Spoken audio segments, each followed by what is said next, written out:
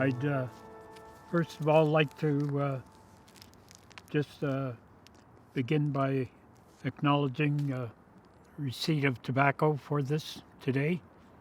Hey.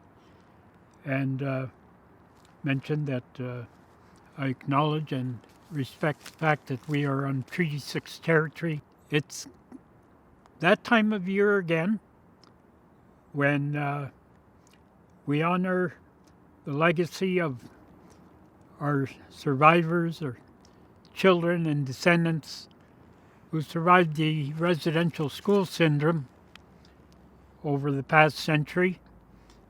And on June 1st of this year, a new chapter opened in the history of the residential schools with the discovery at Kamloops of 215 unmarked graves. As a former 8-year residential school child myself, these things always, hit home. And you can't help but feel the pain that others do, many of my colleagues from the past, because we don't have very much in the way of good memories of the residential schools. And a lot of that we've tried to push back. In fact, in my own case, I had not just years, but decades that I lived with the trauma of those residential schools. One of the things that was really tough was the fact that for right up until midlife, I never had feelings. I was like a rock, and I couldn't cry, I couldn't laugh. I'd go to the funeral of a close friend or a mentor. I'd go to a movie that's supposed to be comedy, and I couldn't cry at one and I couldn't laugh at the other. There's something wrong with a picture like that, And for so many years, society here in Canada lived in a state of denial.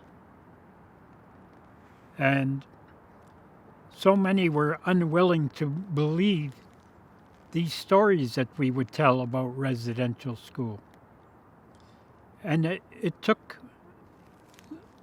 like in many other instances, it took something really, really tragic to bring it more to light and to be acceptable by the general public, by government, by the churches. And it's a kind of a sad commentary on the state of Canada when you have to practically beg, borrow, and steal to get your point across. And how many of us, as survivors of that system, have said, this is what happened. Believe us. We are telling you the truth. We have no reason to lie about it. And still, it wasn't acceptable.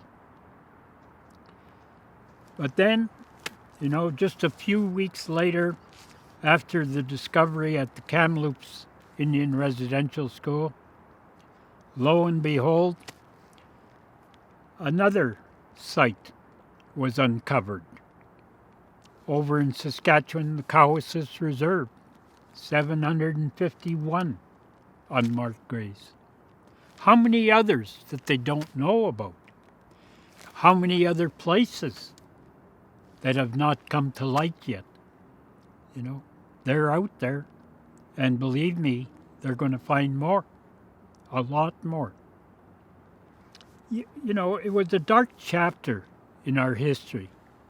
the history both of the residential schools, the history of this country, Canada. And it had to, it was no surprise, and, it just had to come to light sooner or later. And really, the sooner the better. But now, the big challenge is for more of this to be taught in the schools, because that is a definite part of Canadian history. There's a strong attachment, affiliation, association, whatever adjective you want to throw in there, in defining the ongoing situation in this country.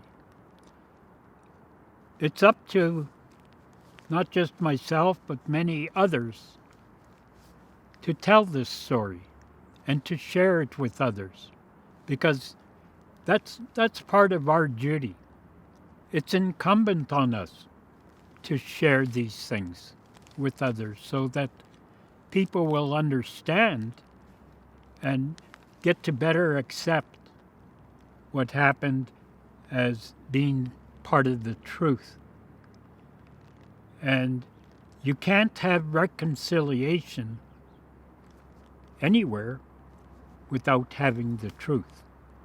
And that's why we use that word, truth, why it is so very important, so relative to this situation. The shock that permeated across this country started a new wave of activism as well. All of a sudden, we had alleged arsons going on of some of the churches. We had statues being toppled or being painted in red paint for our red people as a signature of defiance and a message that it was time certain things were done to rectify the situation in this country in bringing to light what had happened over the many decades. Our children, unfortunately, lived with the trauma of residential schools, so many of them, for the duration of their lives. From the time they were taken into the school till the time they were interred in sacred Mother Earth. So many went before their time. So many became unqualified victims that were not of their doing. It wasn't their fault.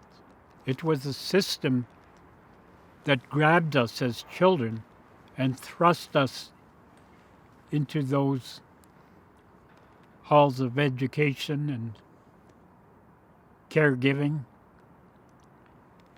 And the care that was given was highly questionable. There was a lot of not just abuse, but also neglect. Because while they ripped us away from our culture, our language, our families, our traditions, our spirituality, it didn't all just totally disappear. And because some people from outside of the schools, members of the family of us children, they managed to keep the spiritual aspects alive out there. They kept some of the practices, religious and otherwise, of our people, so that it would be there for us when we finally did come full circle and back into our communities, back into our families and our homes, and resurrected our culture and our traditions. And that was a blessing in disguise. There were a lot of us. We faced many different forms of punishment in those systems. From beatings, strappings, pinching of the skin, pulling of the ears, hitting us with those yardsticks and straps made from leather. Some of them so hard that they actually could break our bones. Over a period of time, like about the last 15, 20 years now, we've been bringing more and more of this to light. We've been expressing it in circles, talking circles, healing circles, different kinds. Because in order for our people to hear, they had to bring these stories back alive, share them with others, forgive those who victimized us. We'll never forget it. You can't forget it. We all have memories. But we are able to forgive. And that is part of the healing process.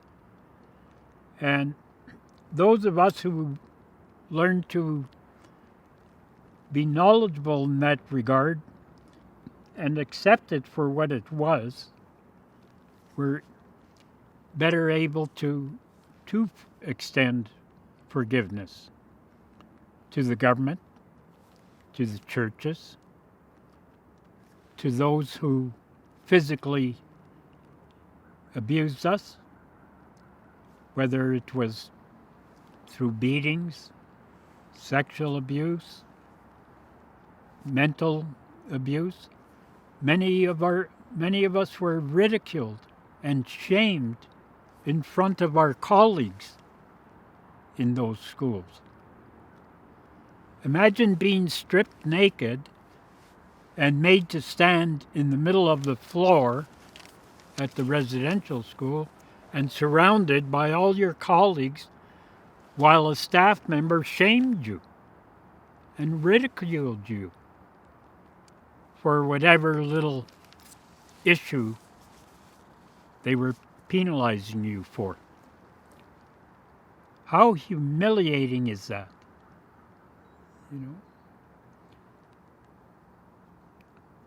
I remember, some people don't know because they're not from that period, but what a dumbwaiter is. It's like a little elevator about yay big that's set in the wall and would travel between floors of the residential school. And they used to use those to haul things like food and meals from one level to the other instead of having to go up the staircase. But sometimes when I get really bad, they would go and stuff me inside that little elevator, and I'd be all crunched up like this because it was so small. And then they would haul it up with the rope pulley. They would haul that elevator up between floors, park it, and tie that rope up, and then leave me there. They'd shut that door down so you were in pitch dark and totally isolated, and leave you there for hours. And you didn't even know how long you were in there sometimes, because you didn't have a watch to time yourself. But I'll tell you, you don't have to be there a long time for all kinds of things to run through your mind, and you're just a young child in that situation. Those were just some of the bad experiences that we had. You know, like I go to schools and colleges and conferences of different sorts and share this information with them so that they better understand. And now today we have a pretty large following of, in what they call Orange Shirt Day, where hundreds and hundreds of students will walk in remembrance and acknowledgement of people like myself who went through that system.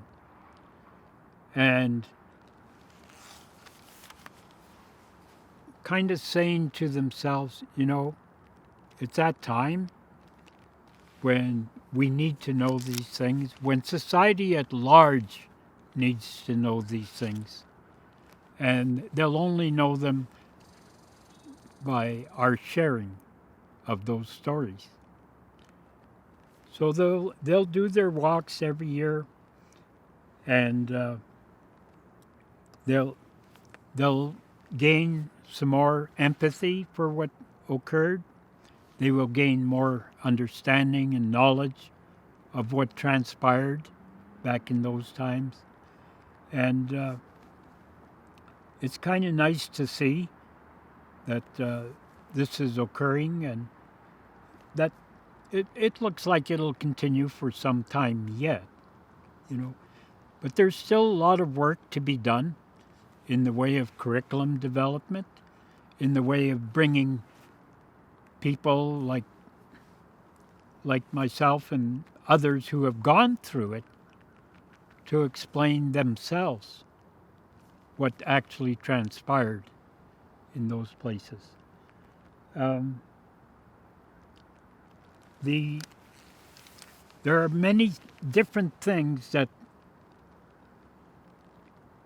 people can do in the process.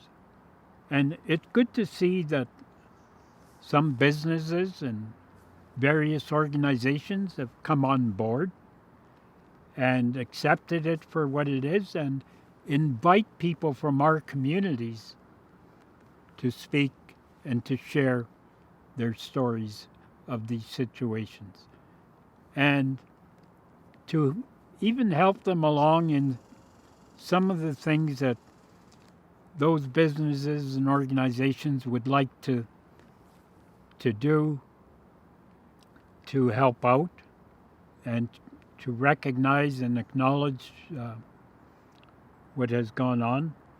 And there's different ways that you can do this, you know. But the first most important one is to acknowledge that this is the truth, that this is in fact what happened, that this is part of Canadian history, part of our Aboriginal history, that these things occurred. And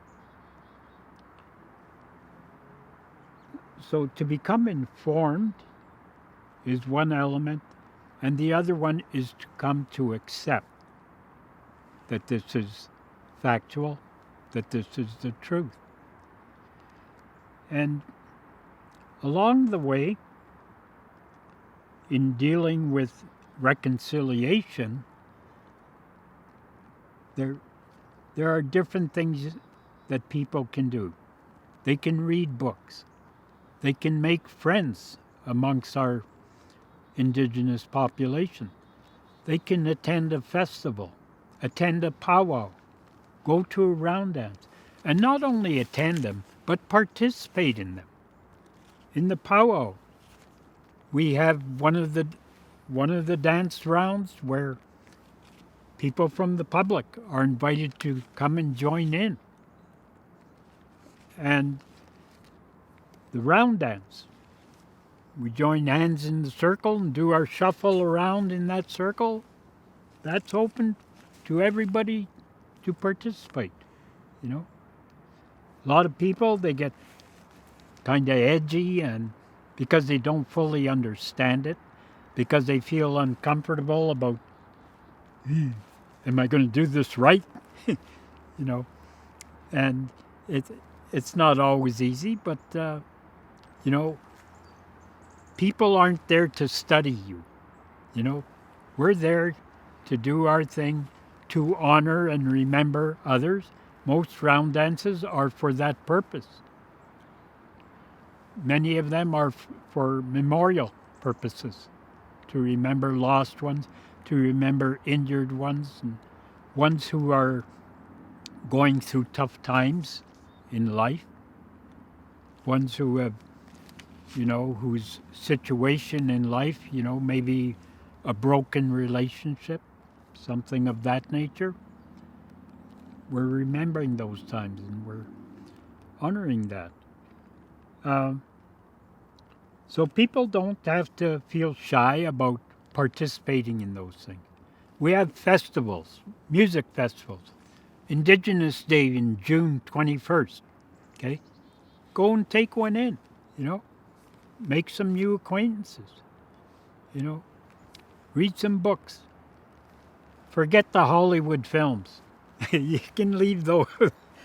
But there are so many other things you can do. You can join movements of, like I love it when kids would do these handmade cards in the schools that they're in and give them to a survivor, give them to one of our veterans, hand them out to some of our elders and seniors. That is all part of reconciliation process. Now we have these schools that they're renaming some of them. They're taking away the names of people who were affiliated, who were viewed as some of the architects of the residential school system. They had the recent removal of the Ryerson University name. Here in Edmonton right now the process is ongoing where we removed, they haven't been removed yet, the murals at the Grandin transit station, which depicted the late Bishop Grandin and the Catholic Church, who were part of those orchestrating the residential school system. And because those brought a lot of pain and continued trauma to survivors and intergenerational survivors included, it was deemed fitting to remove those murals, but to also rename that station. What it's going to be, we don't know yet. That's still in the works, okay? Because we're still meeting on those things. We're not rushing headlong into making these kind of decisions, and we are involving many different people and groups, the Francophones, the church, okay, survivors themselves, Native organizations, government bodies. They are invited to participate in these meetings that we're holding.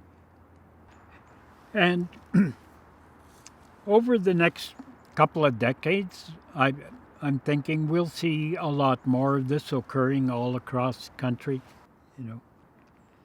So we have there's all kinds of projects that people can get involved in. You can, have circles, talking circles, where this history is shared in a good way with other citizens of this country. I personally, I'd like to extend a thank you to those students who participate in Orange Shirt Day, to the teachers and staff members, to government and others who become part of that picture, because it is an important process. And we'll never have true reconciliation without that. You know, as government says, we're in this together. And we are. You know, we are in this together. And I, I would just like personally to see the continuation of that wrecking ball moving forward to disband all that is ill, all that is bad out there, because we need the good to come into the picture. We need that togetherness. We need that acceptance. We need that love and that sharing that should be part and parcel of the picture for now and for all time, for ourselves here today and for the generations of tomorrow. Ixamaga. Hai hai.